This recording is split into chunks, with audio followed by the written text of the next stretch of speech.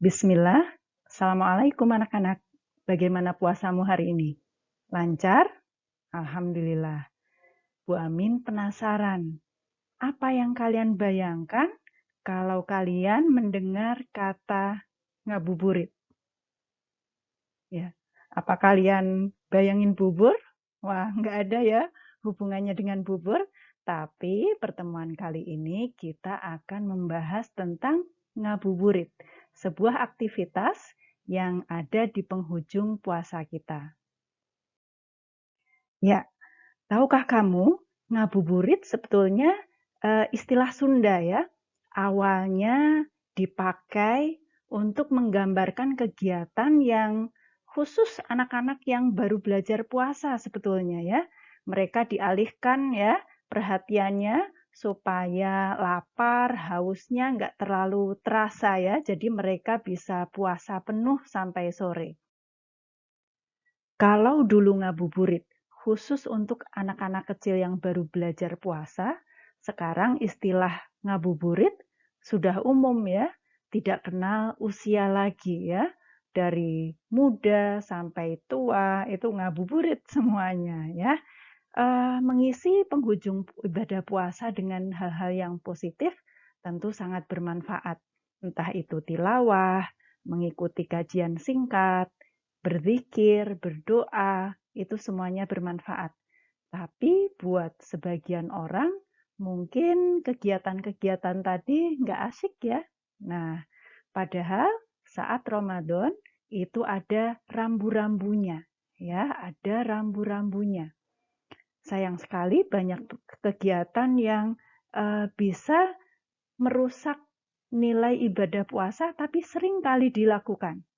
Coba pikirkan, apa ya kegiatan yang biasa dilakukan di akhir puasa dan sebetulnya itu bisa merusak pahala puasa. Oke, ini dia ya. Sekarang itu banyak yang ngabuburit dengan ngegame ya. Kita tahu ngegame itu buang waktu ya. Eh, Kebaikan dunia kita nggak dapat, apalagi akhirat. Kemudian balap-balapan ya, balapan motor di jalan raya. Nah, ini tidak hanya membahayakan diri sendiri, tapi juga membahayakan orang lain. Membahayakan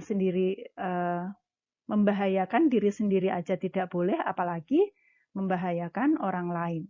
Kemudian nongkrong. Namanya puasa, nggak mungkin kan nongkrong di warung, pastinya nongkrong di pinggir jalan. Nah, padahal Rasulullah Shallallahu Alaihi Wasallam melarang kita untuk bermajlis, duduk-duduk di pinggir jalan. Dan yang parah lagi, kegiatannya adalah pacaran. Naudzubillahi min dzalik, ya. Mata kita bisa lihat yang tidak halal, kemudian tangan kita juga bisa menyentuh yang haram ya. Jadi sangat-sangat berbahaya ya. Bisa merusak ibadah puasa kita.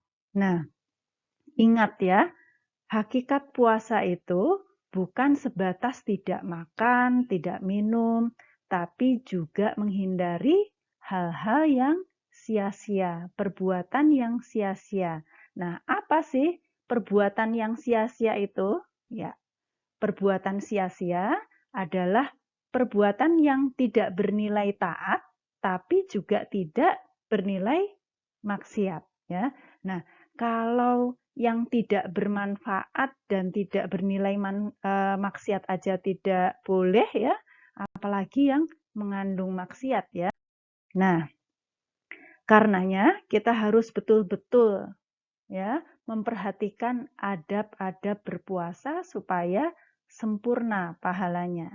Rasulullah Shallallahu Alaihi Wasallam bersabda, di antara tanda baiknya keislaman seseorang adalah meninggalkan apa-apa yang tidak bermanfaat. Hadis ini diriwayatkan oleh Ibnu Majah dan Tirmidzi. Ya, karena begitu berharganya ya waktu jelang berbuka, berikut Bu Amin sampaikan beberapa amalan yang layak diprioritaskan ya saat berada di penghujung puasa kita. Yang pertama, memperbanyak doa. Ada 3 orang yang doanya tidak ditolak, yaitu pemimpin yang adil, orang yang berpuasa sampai dia berbuka, dan doa orang yang terzalimi. Hadis ini diriwayatkan oleh Tirmidzi dan Ibnu Majah. Yang kedua, melipat gandakan pahala dengan memberikan makanan kepada orang yang berpuasa. Siapa yang memberi makanan orang yang berpuasa, maka baginya pahala seperti orang yang berpuasa, tanpa mengurangi pahala orang yang berpuasa itu sedikit pun juga. Hadis ini diriwayatkan oleh Tirmidzi dan Ibnu Majah. Berikutnya yang ketiga, menghadiri majelis ilmu. Tidaklah suatu kaum berkumpul di salah satu rumah Allah membaca kitabullah dan saling mengajarkan satu dan lainnya, melainkan akan turun kepada mereka ketenangan, akan dinaungi rahmat, akan dikelilingi para malaikat, dan Allah akan menyebut-nyebut mereka di sisi makhluk yang dimuliakan di sisinya. Hadis riwayat Muslim. Kemudian yang keempat, melakukan hal-hal yang bernilai ibadah. Contohnya tilawah dan berzikir, kemudian membagikan sedekah, kemudian berbakti kepada orang tua, mengajari saudara membaca Quran, ya. Seperti itu adalah kegiatan-kegiatan yang bernilai ibadah. Dan ingat, ada satu lagi ya, melakukan ibadah-ibadah yang mubah, ya, hukumnya boleh, ya, tapi diniatkan untuk mencari ridho Allah. Contohnya, beres-beres rumah.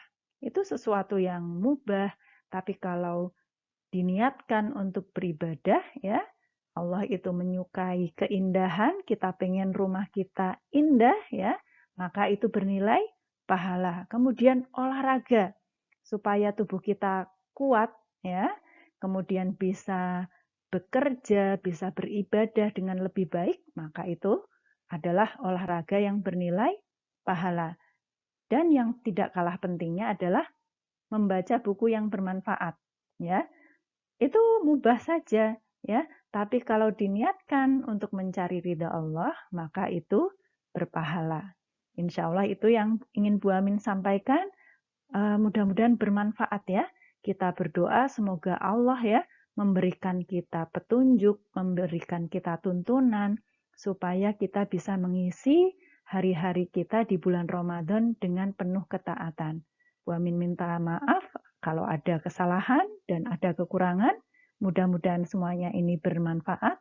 Wassalamualaikum warahmatullahi wabarakatuh.